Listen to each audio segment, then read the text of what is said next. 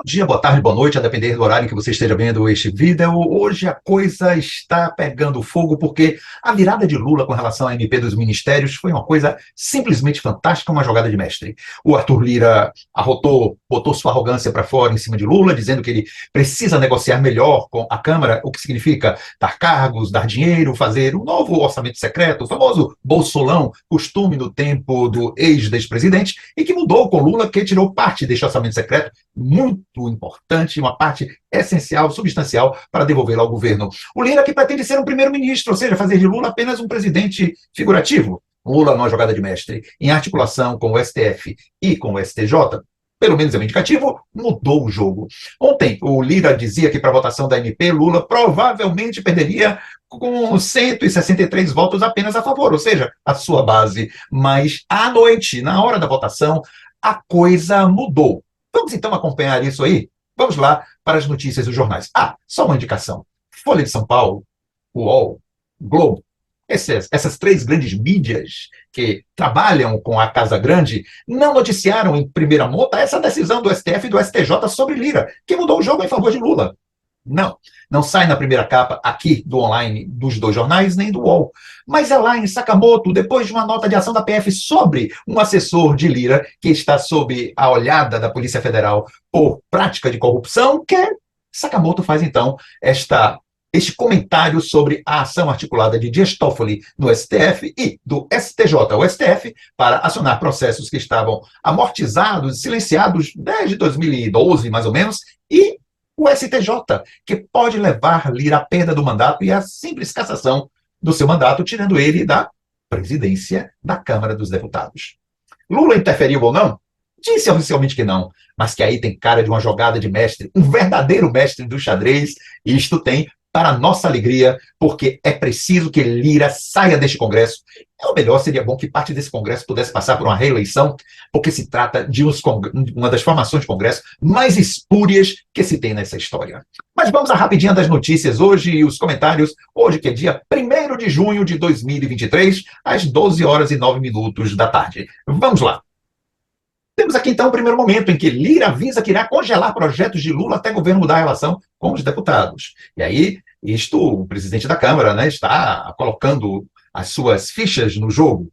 E os líderes e eles sinalizam que vão continuar pressionando o Planalto a buscar soluções céleres para atender pedidos da Casa. Os pedidos da Casa intervenção no Ministério, vagas no Ministério, liberação de verbas orçamentárias. Aqui está a reportagem da Júlia Scheibe, o Thiago Rezende e a Vitória Azevedo, hoje, 1º de junho, às 5h46 da manhã, na Folha Online, ou na Folha UOL.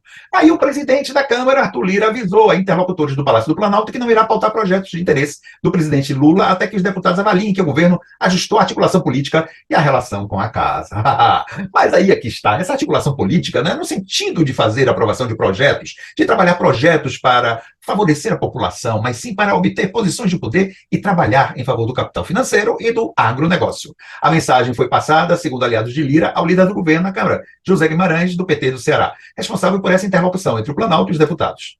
Com isso, Lira e líderes do Centrão adotam uma postura para continuar pressionando o Palácio do Planalto a buscar as soluções céleres para atender a pedidos da Câmara. Liberação de emendas, nomeações de cargos e mais espaço no governo, inclusive para configurar uma reforma ministerial. E aqui está a figura do que se pretende primeiro-ministro do Brasil sendo presidente da Câmara dos Deputados. Olha a cara do sujeito, hein?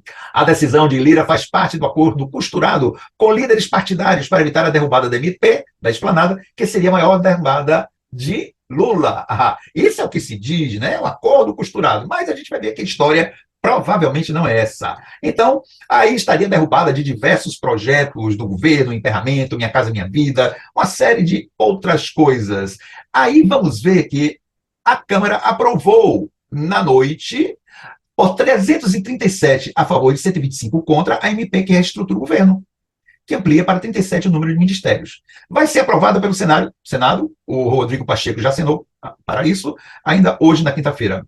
Depois da votação, Lira declarou que, apesar da aprovação da medida provisória que reestrutura a esplanada, o governo está longe de comemorar ter uma base e terá de andar com as próprias pernas. Vamos ver se será com as próprias pernas ou se nas próprias pernas o Lira não estará também integrando essas perninhas. Diz ele, daqui para frente o governo vai ter que andar com as suas pernas. Não haverá mais nenhum tipo de sacrifício, afirmou o presidente da Câmara. Sacrifício de quê, ô meu amigo? Mas vamos ver o Sakamoto aqui no UOL. Após emparedar Lula, Lira será julgado pelo STF e vê aliados na mira da PF. Dá para entender a mudancinha? De manhã, Lula só teria 163 votos a favor. À noite, ele ganhou com ampla maioria, com apenas 125 contra. Isto por quê? Porque o povo gosta de Lula, gosta do seu projeto, que a gente pode chamar de progressista, porque é de centro-esquerda, mais para o centro. Sim, sim, sim, claro que é. Todos amam Lula, a gente já sabe desse filme.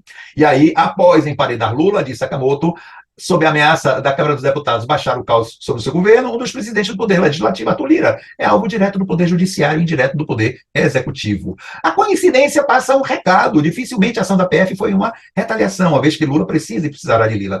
Mas o timing pode ser uma demonstração de que o governo do petista também tem cartas para jogar.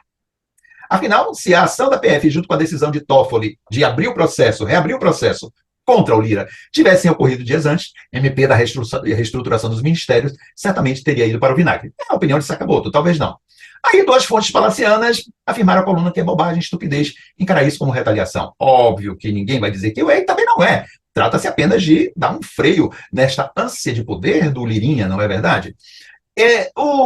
Dias Toffoli, na noite de ontem, liberou para julgamento do STF recursos da defesa do presidente da Câmara contra uma denúncia da Procuradoria-Geral da República por corrupção passiva, Arthur Lira. A PGR mudou de ideia e agora pede o arquivamento, mas a primeira turma da corte pode dar continuidade ao processo e mantê-lo como réu, o que significa possível prisão preventiva. Beleza? Até lá, a Câmara não deve passar nenhum projeto de interesse do governo. Olhem bem o que Sakamoto está dizendo, com exceção daqueles que também são interesses dos deputados ou do mercado financeiro, que significa capital financeiro e agronegócio. Coisa pior pode existir numa Câmara eleita pelo povo, que deveria ser para o povo e com o povo? Claro que não. Vemos aí o erro da maioria da população brasileira.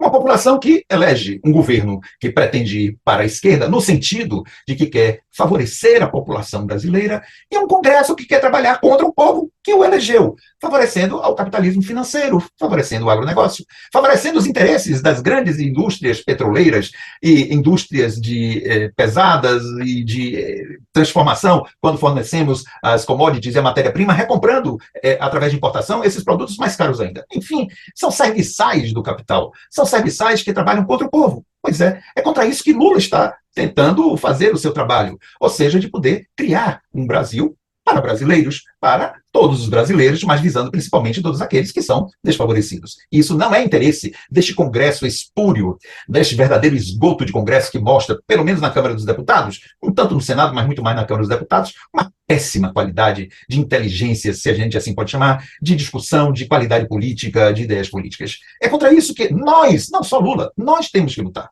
Nós temos que lutar para que gente como Lira seja defenestrada da vida política brasileira. Agora, Lula tem nas suas mãos a descoberta do petróleo lá na foz do Amazonas, da ordem de 34 trilhões de dólares ou de reais, não importa, porque é muito dinheiro. Isto tornaria, segundo os avaliadores internacionais, o Brasil em uma nova Suíça na América do Sul.